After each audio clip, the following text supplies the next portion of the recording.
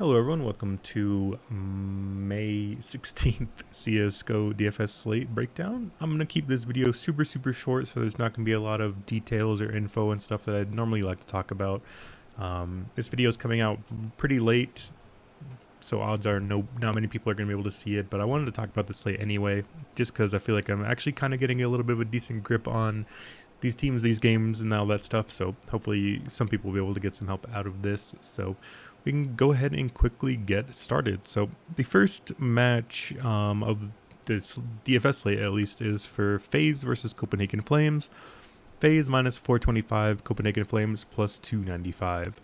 So right off the top, I think this is actually really mispriced. I do think FaZe is the better team. I don't think they're that much better than Copenhagen Flames, especially with how Copenhagen Flames have been playing lately. So overall, I'm probably just going to lean towards staying away from this one. Again, I do think FaZe is a pretty good team. I do think they're probably top 5 in the world. I do think Copenhagen Flames is a little bit worse. I do think FaZe win, but I think it's probably going to be a 2-1, and I think the maps are actually going to be pretty close. I don't agree with this minus 425 price tag. If anything, I would shout out my boy Cody Saftik here with this quote, and I would say this is a dogger pass situation. I don't think this makes sense at all from any standpoint, really. Like, I don't think FaZe wins this at this level that it's a minus 425 price. I just don't agree with that at all. I'm personally just kind of fading it all when it comes to DFS purposes, because I do think FaZe are going to be pretty chalk, considering they are the biggest favorite on the slate, and by a good bit. Keep in mind that this Cloud9 Imperial match is actually not on the DFS slate.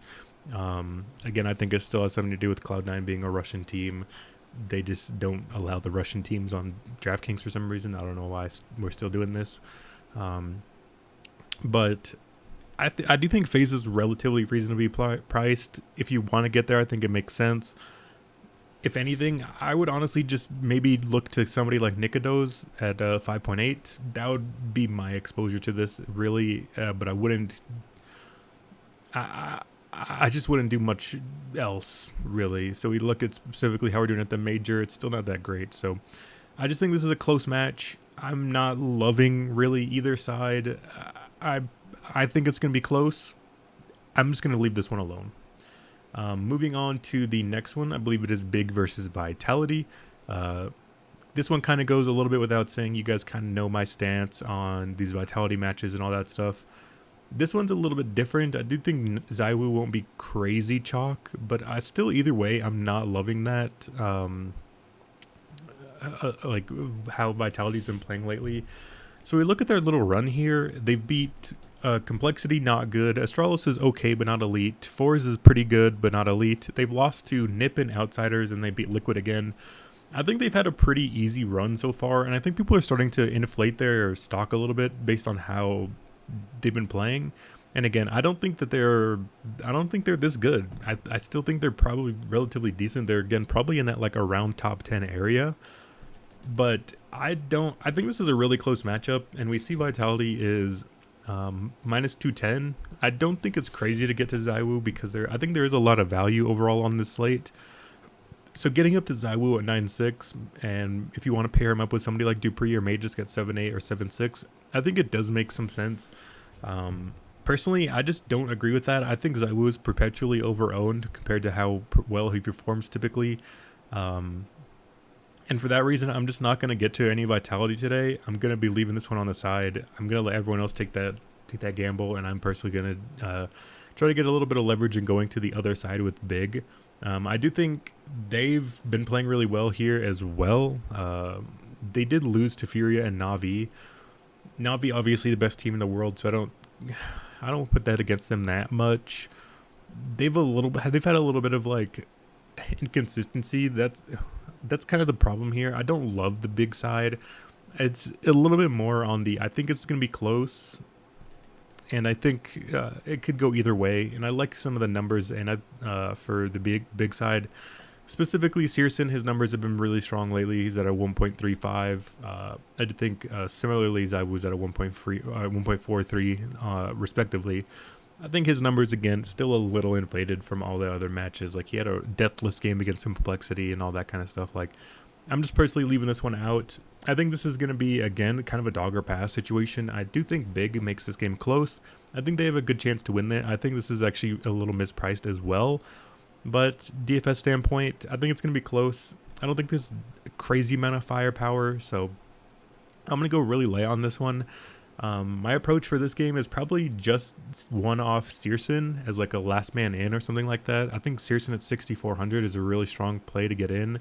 But I think it's just as much about trying to fade Zywoo, get leverage on the vitality stacks and that kind of stuff. So I like going to the big side. I'd probably just leave it at Searson at 6.4. Crimbo has been playing really well all the way down at 5,600. But again, I don't think you need to get there. There's a lot of value on this slate that I don't think you need to go down that far. Next up, we have NIP Furia. This one I think is again really close odds-wise, but I don't quite agree with them really. We look at the odds and it is Furia minus 115 as the slight favorite versus NIP minus 110, and I just simply don't agree with this really at all. I actually think NIP is being really, really disrespected here. So if we look at their recent performances as of late, I feel like they're not really even that comparable. So on the NIP side, they obviously started out in the upper bracket.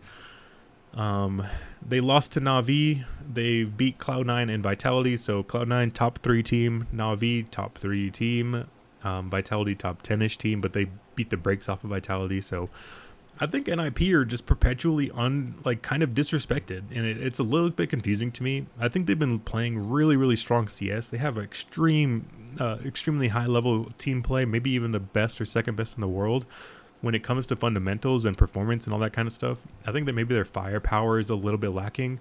They don't really have names or that much star power. Rez and Brawlin have been really, really strong.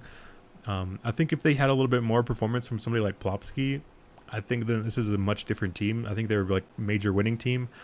I just think that they're so overlooked. The fact that they're like a slight underdog here against Furia kind of blows my mind. I'm just a little bit surprised with that. Like I said, they've played 3 top 10 teams. Maybe you could argue Vitality's like a top 5, top 6, maybe something like that team. But either way, like they've only been playing elite teams and they're winning. Like they won against Cloud9, which is arguably I think the 3rd best team in the world, maybe 2nd best team. And they beat Vitality, and they only lost to Na'Vi. Granted, they did kind of get blown out in 2 of those maps. But again, like, are you really going to hold against the only kind of problem you have with NIP is that they lost to the best team in the world? It's like, if that's all we have for negatives when it comes to the NIP side, I'm fine going to them for sure. And on the flip side, I do like Furia. Again, when we look at like their player stats, it's going to be a tough fade always because Yuri and Quesarado, their numbers are absolutely crazy. You guys kind of know my stance if you watch these videos consistently that I love to jam in Yuri Quesarado even as gigantic underdogs just because they do have so much individual talent upside. This is a little bit scary, so I could definitely justify going either way. I do think, again, this is super cheap. The most expensive player in this series is 8K, tied between Brawlin and Quesarado. Yuri at 7.8, Rez at 7.2, so you're paying like high 7s for the pair of either Brawlin and Rez or Yuri and Quesarado. I think going with either one of those sides is definitely fine. I'm personally just leaning towards the NIP side since I think they have a little bit more team ability to win. And I think they're just a little bit overlooked, honestly. So we look at how they've been playing so far at the major, at least. I believe that's just 5 maps. Their numbers are not going to be great, again, because they did lose this 2 big map losses to Na'Vi. So if we look at the individual maps here, Brawlin and Hampus did okay in their 16-14 win. Then on this other one, not that great either. Again, 16-4, they had a pretty big win here. I think we could definitely see something similar here. We've seen Furia not have the best team play. We've seen them get blown out. I do think this is a really strong matchup for NIP. We talk about, or I personally try to talk about how often we hear, or maybe not hear, but how often I try to talk about how kind of in MMA we hear styles make fights a lot. So if there's a really good striker but he doesn't have much takedown defense, then a good wrestler who is going to be able to take him down, control him, that kind of thing. It just doesn't matter how good your striking is if you can't play with that. I think this is pretty similar. I think this analogy is actually really, really close to this series because I do think in that kind of essence, Fury is a very boomer bust, haymaker, big power type of comparison. And I think NIP is definitely kind of the definition of a little bit safer. They're kind of your more like Dagestani wrestler, take them down. You don't have the opportunity to give your opponent a chance. And I think this is a pretty good style for them. I do think they're extremely strong team play, not that great individually, but really strong individually still. I just think that they're going to have a lot more opportunity to win rounds, to score decently. I do think the Brazilian team here, Furia, they have a good amount of problems. I think working on those things tactically, having good team play, having good setups. So although I do think the upside is a little bit higher for the Furia side, I do think we maybe get NIP a little bit overlooked in terms of ownership. I would expect Rez and Brawlin to be like 15% or less, depending on what you enter. But I'm gonna go with those two. I'm gonna lock a load Rez and Brawlin. I do think they've been playing really high level teams lately. I don't think Furia is quite on that level. And I just think NIP get the job done. So that is one I talk about a little bit more because I do think it is really close. But I do have some good feelings there. I like NIP a good bit. I like Rez and Brawlin. Heading over to the next one, we have G2 Outsiders. I don't want to talk too much about this one. I do think this one is relatively one-sided going towards the G2 boys. I think in all honesty, I could definitely see the odds from like FaZe versus Copenhagen Flames and then G2 Outsiders be flipped a little bit. I do think G2 are kind of a lot stronger at the moment. We know Outsiders are really, really inconsistent as of late. And I've just been really, really impressed with G2 overall. I do think this is probably, again, a top 3 team. I think it's between Na'Vi, Cloud9 now, and G2. It's pretty tough. It's close. I just think G2 are kind of on another level. I think they're looking to try to get a victory and win the tournament. And I think this is something where they're going to hopefully keep their...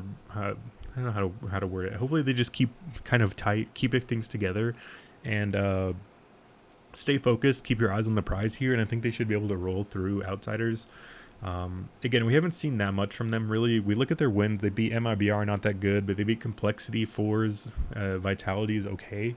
But they've lost to anyone decent. They've lost to Ents, Cloud9, Ents again. Even dropped a map to Fours. Like, I haven't been impressed with them lately. I think G2 is just on another level. I think it's going to be a really tough one to beat. If we look at how G2's been playing so far through the first 2 stages,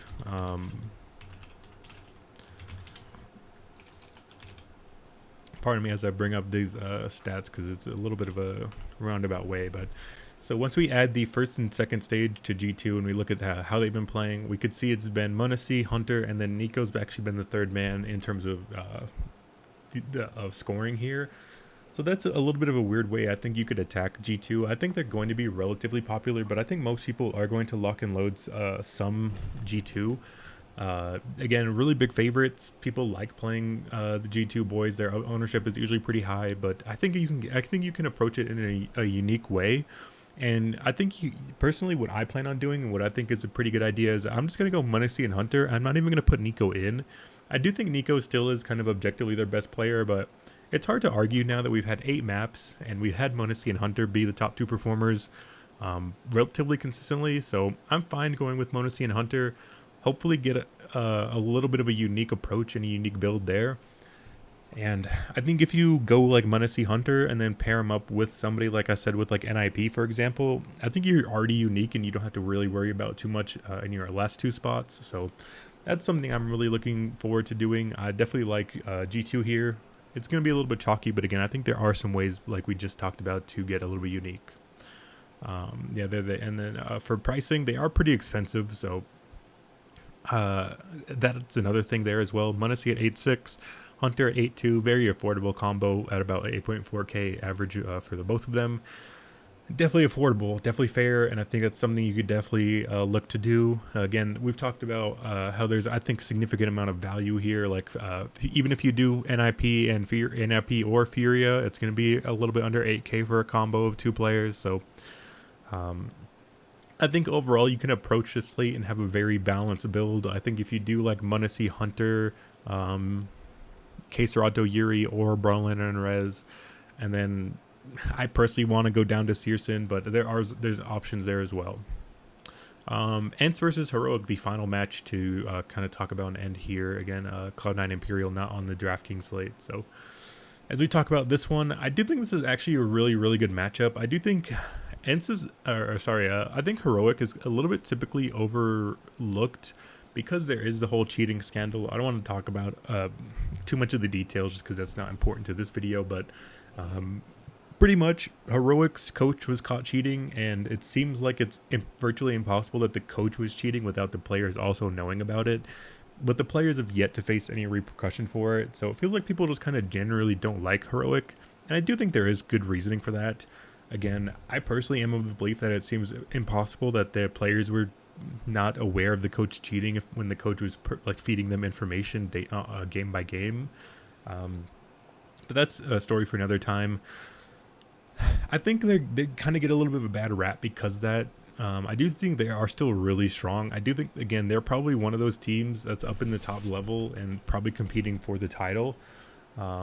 We look and see so far that they beat Liquid, they lost to Spirit, and then they beat G2 in a close overtime match. We could see that they played about 2 to 3 weeks ago against Heroic at Blast Premier. I believe this was the grand final, maybe a semifinal. Semifinal. Ents got the job done 2-1 over Heroic. It was a really big match from Madden. Hades was close behind him. Spinks was there as well. That is a little bit more of a concern. Although I generally think Heroic's a little bit better than Ents, I think it's hard to look past how well Ents has been playing as of late. So we look at their mini run so far. They've beat 9Z. They beat Outsiders. Nothing too crazy. They beat Banu's Eagles. Nothing too crazy. They beat Outsiders again. The only ones of note here really are, I think they did beat FaZe. I think that is a pretty good win against a good competition, similarly skilled. They lost to Copenhagen Flames, who I think is definitely a little bit overlooked still overall, but that still is definitely a lower level of competition, I think, generally speaking. And they lost to G2, who, again, I think is probably a top team when it comes to competing for the title and stuff. So I don't think losing to G2 there is like that embarrassing. So over on the Heroic side, we've only seen three maps from them. They beat Liquid, nothing too impressive. They lost to Spirit. But Spirit went 3-0 in the group, so that's pretty impressive there. And they beat G2, so I do think Heroic is one of the teams probably in that top 5. I think this is probably the battle between the 4th and the 5th best team in the world. I would personally probably have it Na'Vi, G2, Cloud9, Heroic, then Ents. So by that logic, you would think I would have Heroic winning this matchup, but I honestly think it's just really close. And I don't think it really matters who is going to win per se, because I think we're going to see 3 maps, and when that happens, we're not worrying about the sweep bonus or anything like that. I think it's going to be a really close match, and I think when it comes down to that, where all we're looking for is player performance, and that would definitely side on the side of Ents. We've seen insane performances so far here. I'll try to pull it up. PGL Major Antwerp Challenger stage, and then we need to re-add Ents because it removes it for some reason. So if we look so far, we could see Spinks is at a 1.55 KD. Absolutely insane numbers from him. That's a 10 map sample as well, so he's going crazy. He's somebody who I definitely want to try to get into my builds. Again, I think this is going to be a close match. I expect it to go probably to 3 maps, probably high rounds in all of them. I think it's going to be close, but in that scenario, I think Spinks' individual level seems such high quality at the moment that it's hard to avoid him. I'm going to be locking and loading him as well. I think it makes a lot of sense to get to Spinks. He's only 7,600. I don't think you necessarily even need to pair him up with anyone, again, because I do think this is a close match. I don't know how much is going to come from this match, or like from this series. I don't think you need to lock and load it too much. I think it's going to be close. There's a lot of big names, a lot of mouths to feed. I could definitely see it being really close. Not tons of upside, I think, for fantasy goodness. Outside of somebody like Spinks or maybe even Deha, but Deha's at like 74, so I don't know if you need to get there. So I would personally just kind of leave it at a one-off Spinks, and that would be my approach to this series as well. I think that kind of covers all that I'm looking at for this slate. Quickly kind of recap, that way we're all on the same page here, because it is a lot of talking in between time. FaZe Copenhagen Flames, I think personally I'm just going to be fading FaZe. They're the biggest favorite. I don't agree with the price tag. I think I'll let everyone else eat the chalk there. And I think it's going to be close, and I hope FaZe's numbers just aren't on par with everybody else's. If anything, I would not hate getting to a one-off of Nikados at 5,800 for the Flame side, but that would partially be my exposure to that series if I even get there. Vitality big, I think pretty similarly speaking. However, with a little bit more conviction, I like the big side. I like going to Searson at 64. I don't blame you for getting to Vitality side, getting to Zywoo. His numbers are too hard to deny. However, I'm personally just on the fade Zywoo train. I think he's perpetually overowned. I think he has good ability to kind of let down here. I think this is a close match. I'll go with Searson at 64 instead. Furia NIP, again, really close. I lean towards the NIP side. I think they're a little bit better of a team. They have more upside to get win equity. They have a little bit more blowout equity. I think this could be a close match, but I think NIP get this surprise 2-0 here, and I think you're going to want some NIP.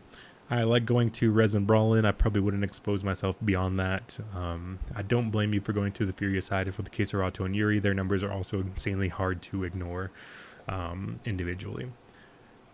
Outsiders G2, I think G2 is on another level. I personally love going to m0NESY and Hunter. They've been performing the best so far at the tournament, and I like looking at very recent form for that sort of thing.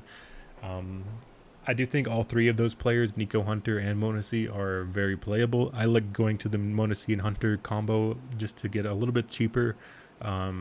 And I think it's a little bit more unique approach to go in G2, because I think people will either go Nico and Hunter or Nico and m0NESY. I don't think people will go to the combo of just m0NESY and Hunter.